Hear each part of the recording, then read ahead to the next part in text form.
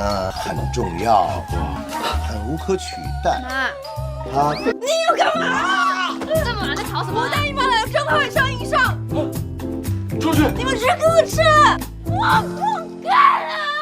Hello guys, কেমন আছো সবাই? আশা করি সবাই খুব ভালো আছো। আজকে আমরা একটা চাইনিজ অসাধারণ ফ্যান্টাসি কমেডি সিনেমা সম্পর্কে জানতে চলেছি, যে সিনেমাটির নাম হচ্ছে বিউটিফুল অ্যাক্সিডেন্ট। তো সিনেমাটার কাহিনী কিন্তু খুবই ইউনিক এবং এটার IMDb রেটও যথেষ্ট ভালো, 10-এ 6.6। তো কোনো স্পয়লার না দিয়ে, কোনো বাড়তি কথা না বলে, যদি কোনো ব্রেক থাকে ছোট্ট একটা ব্রেক দিয়ে চলো আমরা মূল ভিডিওতে যাই। হ্যালো ফ্রেন্ডস, একটা অসাধারণ প্ল্যাটফর্মের ব্যাপারে বলতে যাচ্ছি, যেটা PSG স্পন্সর করে। সামনে ফিফা ওয়ার্ল্ড কাপ শুরু হতে যাচ্ছে। ফুটবল লাভারদের জন্য অনেক অনেক বড় অপরচুনিটি। 11 জন ফুটবল ওয়ার্ল্ড কাপ শুরু হবে। তুমি তোমার ফেভারিট টিমকে সাপোর্ট করতে পারো। লাইভ ম্যাচ দেখতে পারবে দুনিয়ার যে কোনো প্রান্ত থেকে। ম্যাচের ইনসাইট এবং অনুমান করতে পারো স্কোর, আর সাথে উইনও হতে পারো। এছাড়াও এখানে আরো অনেক খেলা রয়েছে, যেমন ক্রাশ, চিকেন রোড। এখানে তুমি অনেক উপহারও জিততে পারো, যেমন BMW, আইফোন, ল্যাপটপ এবং আরো অনেক কিছু। আর স্ক্রিনে দেওয়া প্রোমো কোড রেজিস্ট্রেশনে ইউজ করলে প্রথম ডিপোজিটে পাবা 50,000 রুপি। আর ফ্রি স্পিন তো থাকছেই। এখানে উইনিং মানি খুব সহজেই উঠানো যায়, যেমন আইপে, সাম্পাত, বিসওয়া, ক্যাশ এবং অন্যান্য উপায়ে। এন্টারটেইনের জন্য এটা ইউজ করতে পারো, যেমন অনেকেই করে। তো কমেন্ট চেক করো, রেজিস্ট্রেশন করো, আর রিওয়ার্ড যেত। তো ব্রেক শেষে আমরা মূল ভিডিওতে আসলাম। তো সিনেমা যখন শুরু হয় তখন আমাদের দেখানো হয় লিওকে, মানে এই সিনেমার মেইন লিড ক্যারেক্টার বা নায়িকা, যে গাড়ি চালাচ্ছে এবং তার একটা ভয়ানক অ্যাক্সিডেন্ট হয়। এবং এরপর সে যখন চোখ মেলে, সে আর বাস্তবের জগতে ছিল না, সে একটা আত্মার জগতে বা আলাদা জগতে চলে গিয়েছে। তো সেখানে সে একটা শখের মতো খবর পায় যে তার ভুলবশত এখানে পাঠানো হয়েছে, মানে সে এখনো কোমায় রয়েছে। তো সেই হিসেবে তার এখানে আসার কথা নয়, এখানে সরাসরি মৃত ব্যক্তিরা আসে। কিন্তু মনে করে অ্যাঞ্জেলদের ভুলের কারণে বা সিস্টেমের ভুলের কারণে লিওকে ওখানে নেওয়া হয়েছে। তো এর জন্য লিও ওখানে থাকতে পারবে না, আর এর জন্য তাকে পৃথিবীতে অন্য আরেকজনের দেহতে পাঠানো হবে। তো এই কথা শুনে লিও একদম শকড হয়ে যায়। আর এরপর গল্পটা একটু পিছিয়ে যায়, যখন লিওর অ্যাক্সিডেন্ট হয়নি। তো আমরা দেখতে পাই লিও একজন লয়ার, এবং অনেক নাম করে একজন লয়ার বা উকিল। আর তার সামনে একটা স্কুলের মেয়ে আর তার মা বসেছিল। আর ওই মেয়েটাকে মূলত তার ক্লাসমেট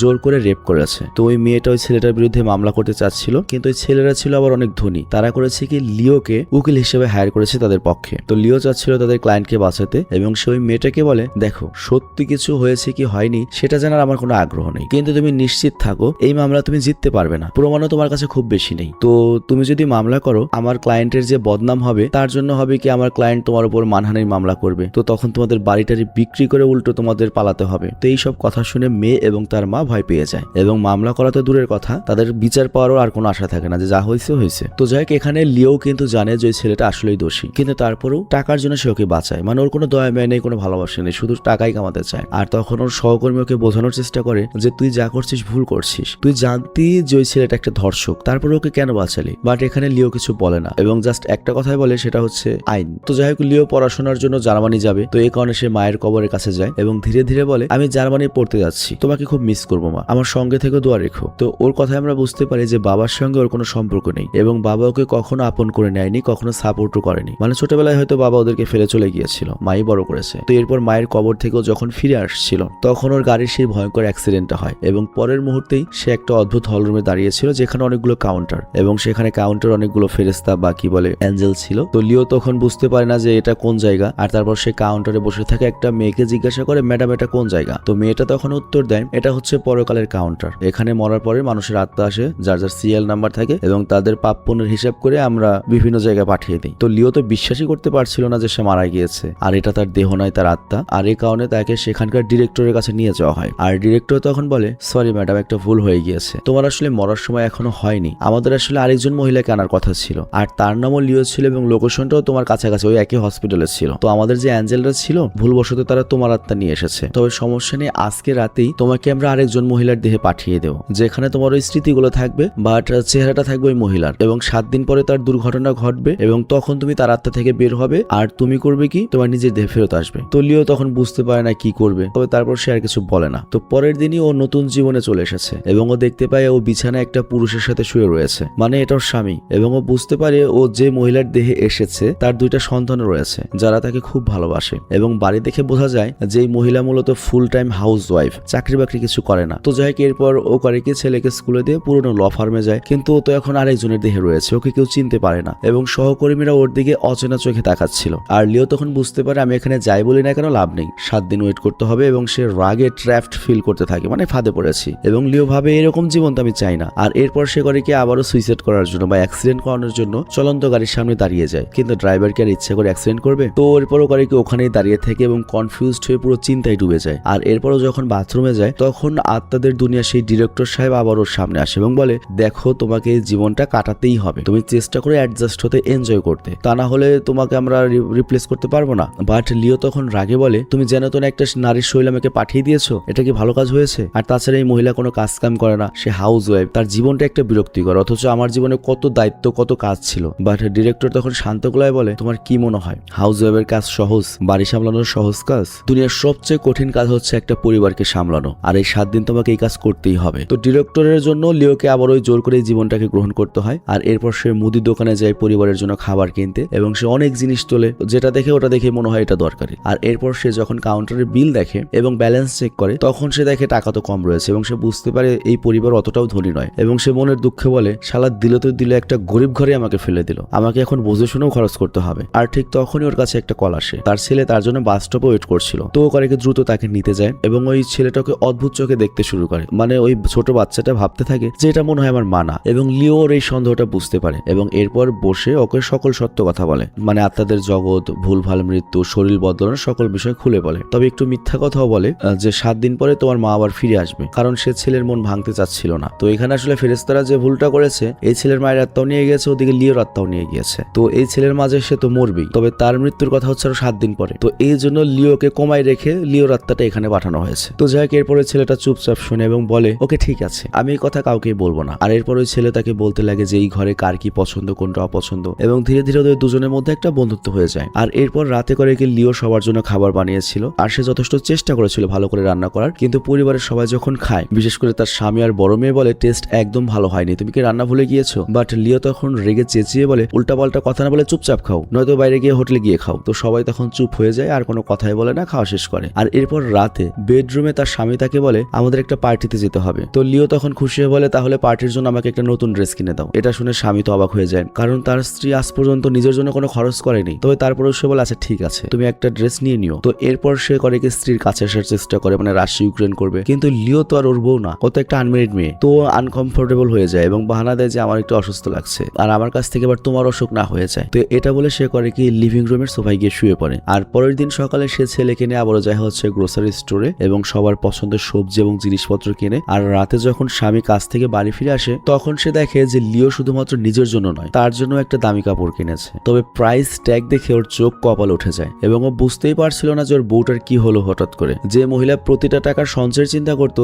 সে এখন কোনো কিছু না ভেবেই খরচ করছে। আর এরপর সে শান্ত হয়ে বলে আচ্ছা আমরা এই টাকাগুলো বাচ্চাদের ভবিষ্যতের জন্য জমাচ্ছি না? বাট লিও বলে দেখো আমরা যদি জীবনে কখনো আনন্দই না করি তাহলে টাকা কামিয়ে জীবন বেঁচে থেকে কি লাভ? তো এটা শুনে তার স্বামী দুঃখিত আর চিন্তিত হয়ে পড়ে আর সে বাড়ি ছেড়ে অফিসে চলে যায় ওভারটাইম কাজ করতে, যাতে অতিরিক্ত যে খরচ হয়েছে সেই টাকাটা আবার জমাতে পারে। তবে বাড়ি থেকে ওর স্বামী যখন যাচ্ছিল অতিরিক্ত ইনকাম করতে, এটা দেখে লিওর খুব গিল্টি ফিল হয়, যদি ওরা কেউ কারো নয়। আর এই জন্য সে বারে গিয়ে একটা ড্রিঙ্কস অর্ডার করে। তো সে যখন বারে বসেছিল তখনই একটা মহিলা তার কাছে আসে, আর যার শরীরে বর্তমানে লিও রয়েছে এই শরীরের পুরনো খুব ভালো বান্ধবী সে, এবং সে তার পাশে বসে বলে তোর পরিবার হচ্ছে সবচেয়ে সেরা পরিবার, তুই আর তোর স্বামী মিলে কত সুন্দর করে সবকিছু সামলে নিস, তোদের ফ্যামিলি থেকে খুব হিংসা হয় রে, এরকম ফ্যামিলি যদি আমার থাকতো। তো এই কথাগুলো শুনে লিওর মন ছুঁয়ে যায় এবং এই প্রথমবার কেস জিতার জন্য নয় বরং একটা ভালোবাসায় ভরা ফ্যামিলির অংশ হয়ে তার গর্ববোধ হচ্ছিল। আর এরপর সে যখন বার থেকে বাইরে বের হয় তার ভেতর অন্যরকম একটা অনুভূতি ছিল। তো যাই হোক বাড়ি ফেরার সময় সে তার মেয়েকে একটা বাইরের ছেলের সঙ্গে দেখে, দুজনে মনে করো থুতু আদান প্রদান করবে, কিন্তু তার আগেই লিও সেখানে উপস্থিত হয়। আর মেয়ে তো ভয় পেয়ে যায় মাকে দেখে, বাট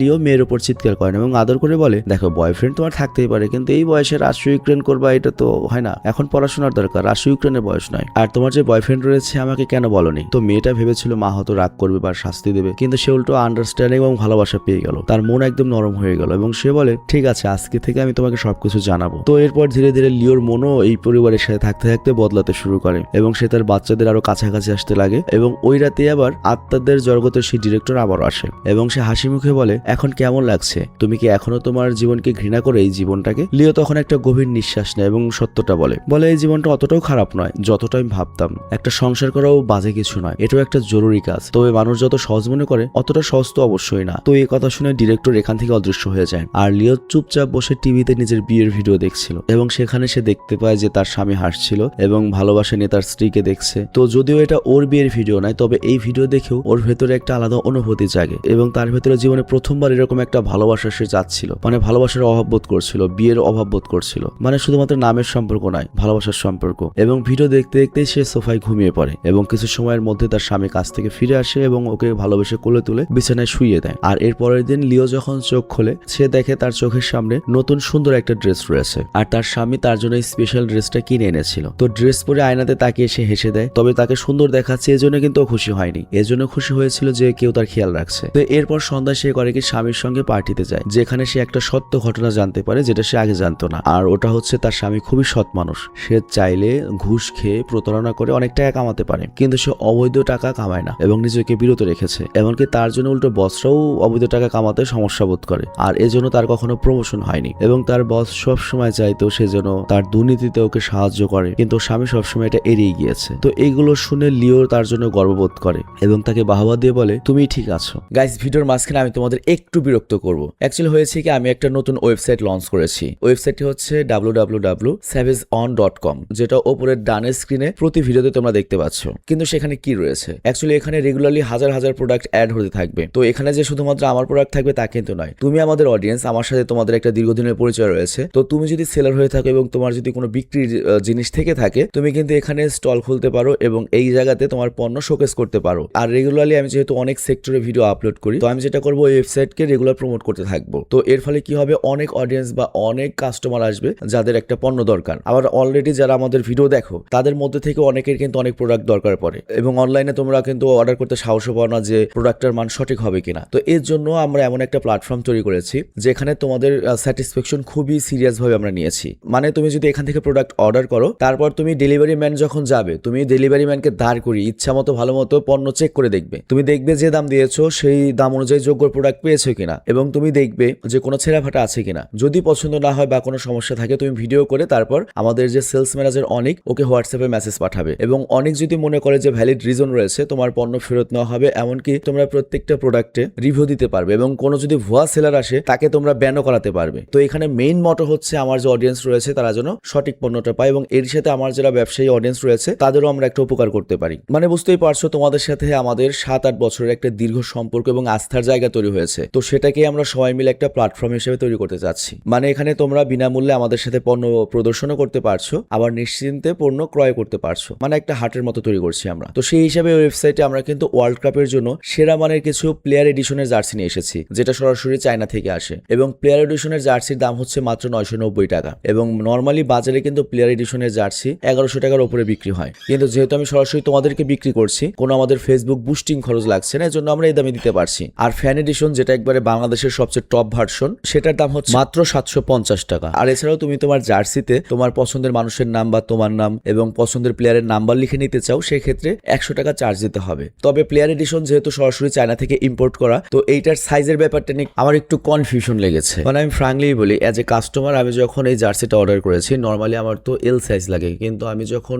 এম সাইজের জার্সিটা পরেছি, আমার কাছে ওইটাই মনে করো এল সাইজের মতোই বড় লেগেছে, মানে একটু বেশি বড় লেগেছে। তো এর জন্য তুমি যেটা করবে, তোমার যাতে সাইজে প্রবলেম না হয় বা কিনলে তারপর দেখা গেল যে তোমার সাইজটা কম বেশি হয়ে গেল, তো এর জন্য আমাদের যে সেলস ম্যানেজার অনেক রয়েছে, একবারে ডাইরেক্ট ওর সাথে কথা বলে ইঞ্চিতে হিসাব নিয়ে তারপর করবে কি তুমি জার্সিটা অর্ডার করবে। মানে আমি এজ এ কাস্টমার হিসেবে বা তোমাদের ভাই হিসেবে এটা পরামর্শ দিলাম। আর একটা জিনিস আমি গ্যারান্টি দিতে পারি, কোয়ালিটি নিয়ে সমস্যা হবে না, কারণ আমি নিজে একটা অর্ডার করেছি। তবে তারপরেও তোমার যদি পছন্দ না হয়, তুমি ফেরত দিতে পারবে ভ্যালিড রিজন দেখিয়ে। তো যাই হোক, নিশ্চিন্তে জার্সি অর্ডার করতে যা হচ্ছে স্যাভেজন ওয়েবসাইটে। এছাড়াও আমাদের কিন্তু অনেক অ্যানিমে কালেকশনের টি শার্ট রয়েছে এবং আরো অনেক আসবে এবং শত শত প্রোডাক্ট অলরেডি অ্যাড হয়েছে এবং ভবিষ্যতে আরো অ্যাড হবে তোমাদের মাধ্যমে, আমাদের মাধ্যমে। তো আমাদের দীর্ঘদিনের যে একটা শুধু ভিডিও দেখার সম্পর্ক ছিল, সেটা কিন্তু আমরা আস্তে আস্তে কমার্শিয়াল ভাবে রূপান্তরিত করছি এবং আশা করছি আমরা একে অপরকে সাপোর্ট করে আমরা আমাদের কাঙ্ক্ষিত অবস্থানে পৌঁছতে পারবো। তো অনেক কথা বললাম, বাট এটুকুর দরকারও ছিল, কারণ আমি বিশ্বাস করি আমি যে পদক্ষেপটা নিয়েছি, এটা দিয়ে আমার অনেক অডিয়েন্স উপকৃত হতে পারে। ধরো একটা মেয়ে রয়েছে যে ভালো বুটিক্স হাতের কাজ করে, একটা ছেলে রয়েছে সে কিছু করতে চায়, তো আমরা বিনামূল্যে যে একটা প্ল্যাটফর্ম তৈরি করে দিলাম, এখান থেকে উপকৃত হওয়ার সম্ভাবনা রয়েছে। আর যে কিনতে চায় তারাও কিন্তু সেখান থেকে অর্ডার করতে সাহস পায় না। তো আমরা আশা করছি এই প্ল্যাটফর্মটা তোমাদের সবার জন্য অনেক কাজের হবে। আর তোমরা যারা স্টল দিতে চাও, মানে প্রোডাক্ট অ্যাড করতে চাও, আর যারা প্রোডাক্ট কিনতে চাও তাদের সবার জন্য কিন্তু ওই হোয়াটসঅ্যাপ নাম্বারটা, মানে ওয়েবসাইটের নিচে যে হোয়াটসঅ্যাপ নাম্বারটা, সেখানে তোমরা যোগাযোগ করবে অনেকের সাথে। তো চলো এবার আমরা মূল ভিডিওতে যাই। তো যাই হোক, এরপর ওরা যখন বসদের সামনে বসে তখন বস ঠিক মতো আগে কথাই বলে না এবং সবার সামনে লিওকে অপমান করে। আর নিজের স্ত্রীর অপমান দেখে এইবার স্বামী তো আর ঠিক থাকতে পারে না, বছরের পর বছর জমে থাকা রাগ এবং ফ্রাস্ট্রেশন তার বেরিয়ে আসে এবং জোরে জোরে স্পষ্ট শব্দে সবার সামনে বলে, আরে চুপ কর, তুই বেটা হারাম ইনকাম খাস 2 নম্বরই করে, সিসকে চোর কথাকার, আর আমাদের ফ্যামিলি নিয়ে বাজে কথা বলিস, আমরা হারাম খাই। তো এর ফলে যেটা হয়, বস লজ্জায় আর রাগে পার্টি ছেড়ে চলে যায়। তবে জীবনে প্রথমবার লিওর স্বামীর মনটা হালকা হয়, আর সেটা হয়েছে লিওর সাহসে, এবং সে খুব ভালো অনুভব করে এবং সে লিওকে বলে, আমি তোমার কাছ থেকে এই সাহসটা পেয়েছি। তো এই ঘটনার পরে তাদের দুজনের বন্ডিং আরো ভালো হয়, তারা বেশ কিছু মজার সময় কাটায়, তারা বেড়াতে যায়, হাসে এবং একদম আসল কাপলদের মতো এনজয় করে। আর এরপর যখন বাড়ি ফিরে যার যার ঘরে চলে যায় এবং মনে করে রাশি উইকেন্ড শুরু হয়ে যাবে, মানে লিও রাজি হয়ে গেছে আর কি, তখনই মেয়ের ঘর থেকে কাদার শব্দ আসে। তো দুজনেই দৌড়ে গিয়ে দেখে যে তাদের মেয়ের মুখে আঘাতের চিহ্ন। তো লিও তখন তার স্বামীকে বলে, তুমি বাইরে যাও, আমি ওর সাথে একা কথা বলছি। তো স্বামী বাইরে গেলে ওই মেয়েটি জোরে জোরে কাঁদতে থাকে এবং বলে যে আমার ওই বয়ফ্রেন্ড জোর করে আমাকে রেপ করার চেষ্টা করেছে, কিন্তু আমি যখন মানা করেছি সে আমাকে মেরেছে। আর এইদিকে দরজার কাছে থেকে স্বামী তো সব শুনে ফেলে এবং তার মন তো রাগে ফেটে যায়, বুঝতেই পারছো তার মেয়ে। তো সে চুপচাপ বাড়ি থেকে বেরিয়ে যায় এবং ওই রাতে ওই ছেলেটার বাড়িতে গিয়ে সেই কেলানি দেয়। তো পরের দিন ওই ছেলের পরিবার করে কি পুলিশে অভিযোগ দেয়। তো লিও আর তার স্বামীকে পুলিশ স্টেশনে যেতে হয়। তো ওইখানে ছেলে এবং তার পরিবার অনেক দামি একটা উকিল নিয়ে বসেছিল, মানে এর আগে লিও তার বাস্তব জীবনে যে সিনটা তৈরি করেছিল সেই সিনটা এখানে রয়েছে। আর তখনই লিওর সেই পূর্ণ কথা মনে পড়ে যে এইরকম একটা সিচুয়েশনের উল্টো পাশে আমি বসেছিলাম, আমি টাকার জন্য কত ভুল কাজ না করেছি। তো সে ওয়াশরুমে যায় এবং পুরোপুরি ভেঙে পড়ে, তার চোখ থেকে পানি পড়তে শুরু করে এবং সে বুঝতে পারে সে না জানি কত গরিব মানুষদের, কত মনে করো বাদীদের কষ্ট দিয়েছে। তবে এইবার সে পরিস্থিতি থেকে পালাবে না। তো সে ফিরে এসে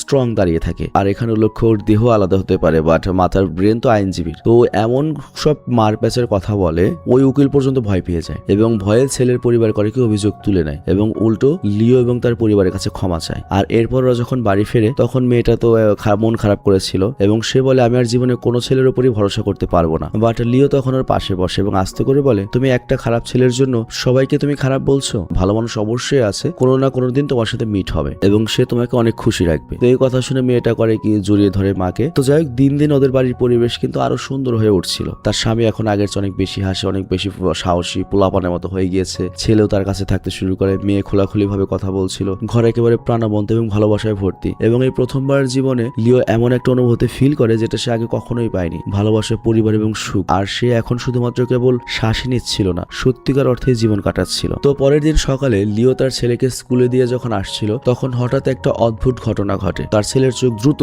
ব্ল্যাক আউট হয়ে যায় এবং সে নিজের চোখকে ধরে ফেলে এবং বলে, আমি কিছুই দেখতে পাচ্ছি না। তো জানা যায় যে ব্রেনের হিট স্ট্রোক করে চোখ পুরোপুরি নষ্ট হয়ে গিয়েছে। তো লিওর ভেতরে তখন ভয় বাড়তে থাকে এবং ডক্টর খুব কেয়ারফুলি চেক করে বলে যে ওর চোখের কর্নিয়া নষ্ট হয়ে গিয়েছে রক্তের অতিরিক্ত চাপে। তো এখনই যদি অপারেশন না করা হয় ও হয়তো সারা জীবনের জন্য অন্ধ হয়ে যেতে পারে। তো লিও তো পুরোপুরি শকড, তবে তারপর সে নিজেকে সামলেন এবং ডক্টরকে বলে অপারেশন শুরু করে দিন। আর এর কয়েক ঘন্টার পরে অপারেশন শেষ হয় আর ডক্টর এসে জানায় রোগীর চোখ বাঁচানো গিয়েছে। তো লিওর যেন জান ফিরে আসে এবং তার চোখ থেকে পানি ঝরতে শুরু করে, যদিও ওই বাচ্চাটার কেউ না, লিওর কেউ না। তো যাই হোক, পরের দিন আমরা দেখতে পাই সে হসপিটালে ছেলেকে দেখতে যাচ্ছিল, বাট তখনই হঠাৎ করে সামনে আত্মাদের ডিরেক্টর এসে দাঁড়ায়। আর এইবার তার চেহারা শান্ত কিন্তু সিরিয়াস। আর সে আস্তে করে বলে, তোমার 7 দিন সময় শেষ হয়ে গিয়েছে, এখন সময় এসেছে তোমাকে আমার সঙ্গে যেতে হবে। তো লিওর মুখ এবার সাদা হয়ে যায় আর সে হসপিটালের বিল্ডিং এর দিকে তাকিয়ে আস্তে করে বলে, দয়া করে আমাকে আর একটাবার ওদের সাথে দেখা করার সুযোগ দিন, শুধু একবার। তো ডিরেক্টর মাথা নেড়ে ওকে পারমিশন দেয়। তো এরপর সে ভেতরে ঢুকে প্রথমে মেয়েকে দেখে আর মেয়ে তাকে একদম টাইট করে জড়িয়ে ধরে। আর লিওর মন কিন্তু এখানে ভেঙে যায়, তবে সে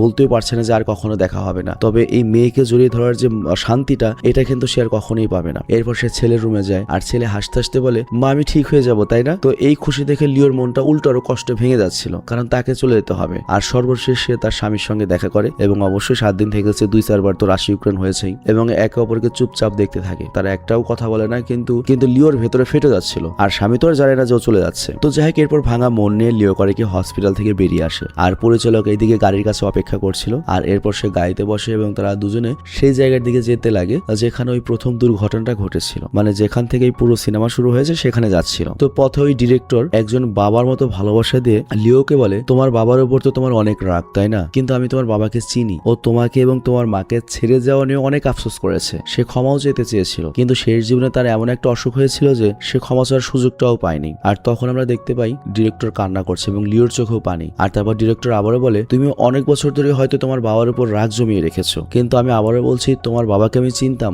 সে মারা যাওয়ার আগ পর্যন্ত ক্ষমা চাওয়ার চেষ্টা করেছিল, কিন্তু ক্ষমা চাওয়ার সুযোগ পায়নি, সে তার আগেই মারা গিয়েছে। মানে ব্যাপারটা বুঝতে পেরেছে, ওর বাবা যে চলে গিয়েছিল হয়তো ফিরে আসার সময় অ্যাক্সিডেন্ট হয়ে মারা গিয়েছিল, এর জন্যই কখনো ওর বাবাকেও দেখতে পায়নি। তো যাই হোক, এরপর যখনই তাদের গাড়ি ওই দুর্ঘটনার জায়গায় পৌঁছায় তখন অ্যাক্সিডেন্টটা হয় এবং জানালা ভেঙে যায় এবং গাড়ি বেঁকে গিয়ে পুরো দুনিয়া অন্ধকারে ডুবে যায়। আর তারপর লিও যখন চোখ খোলে সে দেখতে পায় সে হসপিটালের বেডে শুয়ে রয়েছে। সে বেঁচে রয়েছে কিন্তু সবকিছু যেন আলাদা আলাদা লাগছিল। আর তার নিজের পরিবার, ভালোবাসা, হাসি, ব্যথা সবকিছু কিন্তু মনে আছে, মানে অন্য দেহে যে ছিল সব স্মৃতি মনে আছে। তো গাড়ির সাথে সাথে উঠেই সে হসপিটালে যায় যে হসপিটালে ছেলের অপারেশন হয়েছিল, কিন্তু রিসেপশনের কম্পিউটারে চেক করে জানা যায় এ নামের কোনো ছেলের অপারেশন হয়নি এখানে। তো লিওর তো চেহারার রং উড়ে যায় আর তারপর সে দৌড়ে যায় সেই বাসার দিকে যেখানে 7 দিন ধরে সে ছিল, বাট ওই ঘরে অন্য কেউ রয়েছে, অন্য কোনো পরিবার, এবং ও যে পরিবারের সাথে থেকেছে ওদের কোনো অস্তিত্বই ছিল না। তো এরপর আশেপাশের মানুষদের বা প্রতিবেশীদের জিজ্ঞাসা করে, কেউ হয়তো চিনবে, কিন্তু কেউ এই বাচ্চা বা ওই পরিবারকে চেনে না। সবাই শুধু একটা কথাই বলে যে না, ওই পরিবারকে চিনি না, আমরা তোমাকে চিনি। এমনকি লিও ওখানকার যে আশেপাশের প্রতিবেশী ছিল তাদেরকেও দেখতে পায় না,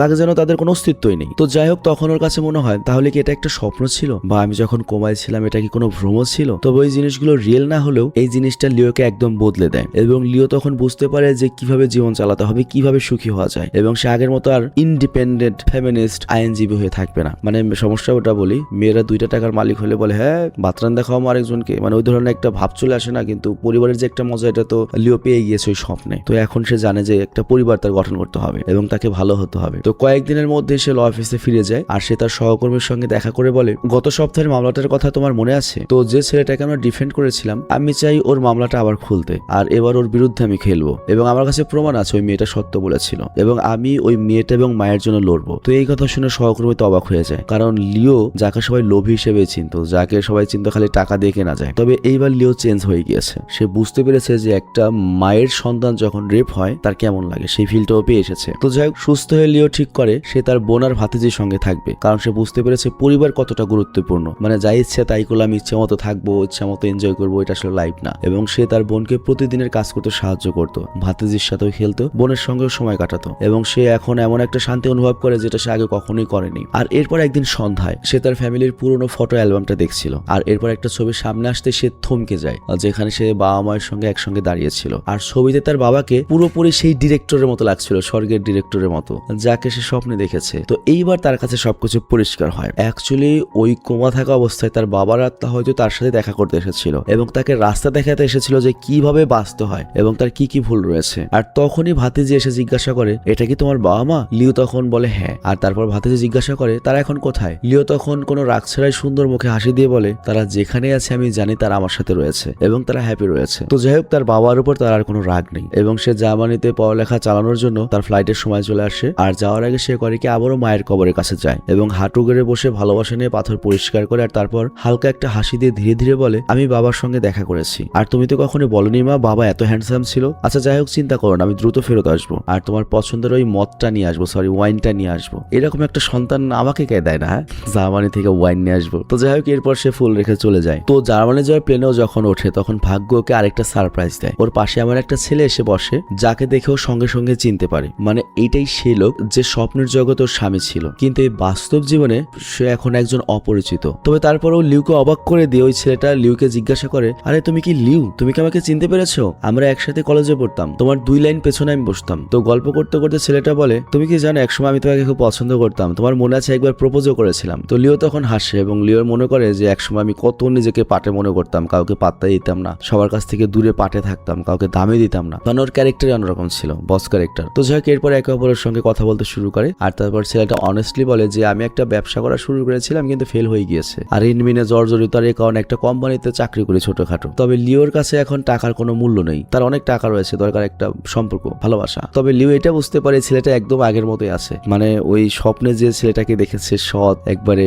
বোকাশোকা, সেরকমই। তো লিও তখন হেসে জিজ্ঞাসা করে, তোমার বাচ্চারা কেমন আছে? মানে ওই যে স্বপ্নে তো ওই ছেলেটার 2টা বাচ্চা রয়েছে সেই হিসাবে। তখন এই ছেলেটা হাসে এবং জিজ্ঞাসা করে, বাচ্চা? আরে আমি তো এখনো বিয়েই করিনি। তো লিও তখন হেসে ওঠে এবং এইবার পুরো বিষয়টা তার সামনে পরিষ্কার হয়ে যায়। অ্যাকচুয়ালি লিও যে স্বপ্ন দেখেছে, যে বাচ্চাদেরও ভালোবেসেছিল, যে বাচ্চাদেরও আঁকড়ে ধরেছিল, যাদের রক্ষা করেছিল, ওটা কোনো স্বপ্ন ছিল না, ওটা ছিল ওর ভবিষ্যৎ। ওর ভবিষ্যৎও স্বপ্নে দেখেছে, মানে ওই 2টা সন্তান ওদের ভবিষ্যতে আসবে এবং এই লোকটাই ওর স্বামী হবে। তো এটা বুঝতে পেরে লিও করে কি ধীরে ধীরে জিজ্ঞাসা করে ছেলেটিকে, তোমার হোয়াটসঅ্যাপ নাম্বারটা কি আমাকে দেওয়া যাবে? তো এর সাথে সিনেমাটি শেষ হয়ে যায়। তো যাই হোক, সিনেমাটি খুবই ইন্টারেস্টিং ছিল, আমার কাছে তো ভালো লেগেছে। তোমাদের কাছে কেমন লেগেছে আমি জানি না, তবে এখন থেকে তোমরা এই 3 চ্যানেলে অনেক বেশি ভিডিও দেখতে পারবে বলে আশা করছি। আমরা অনেক নতুন ভয়েস আর্টিস্ট নিয়েছি, তারপরে তোমার অনেক বেশি এডিটর নিয়েছি। আমরা চেষ্টা করছি হচ্ছে মিনিমাম অন্তত 7টা ভিডিও দেওয়া, 3টা চ্যানেলে 20টা করে ভিডিও দেওয়ার জন্য। এর বাইরেও আরো ভিডিও যেতে পারে। তো তোমরা রেগুলার চ্যানেলে এসো আর কি, ঠিক আছে? ধরো আমরা যদি 60টা ভিডিও বা 90টা ভিডিও দিই, তার মধ্যে 30টা ভিডিও হয়তো খারাপ হবে, কিন্তু 60টা ভিডিও তো ভালো থাকতে পারে। তো এই জন্য প্রতিদিনই চ্যানেলে এসো,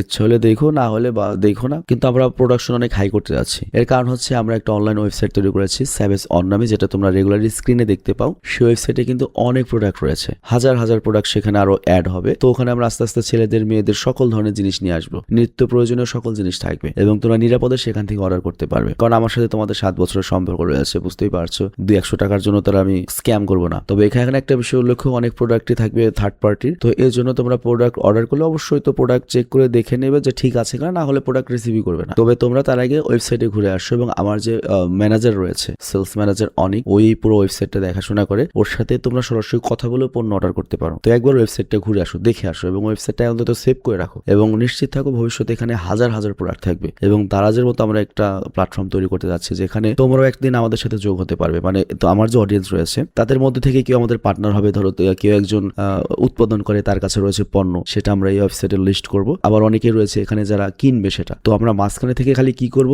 যারা পণ্যটা কিনবে তাদের আমরা একটা সিকিউরিটি দেবো যে তোমাদের টাকা মার যাচ্ছে না, এবং ও সেলার যদি 2 নম্বরই করে সেটা সেলারের দায়ভার যাবে। আমাদের অডিয়েন্স যারা রয়েছে, আমাদের অডিয়েন্সকে কেউ ঠকাতে পারবে না। তো যাই হোক, আমি বিদায় নিচ্ছি, ভালো থেকে সুস্থ থেকো এবং তোমরা ওয়েবসাইটটা একবার ঘুরে দেখে এসো। বিদায় নিচ্ছি, ভাই।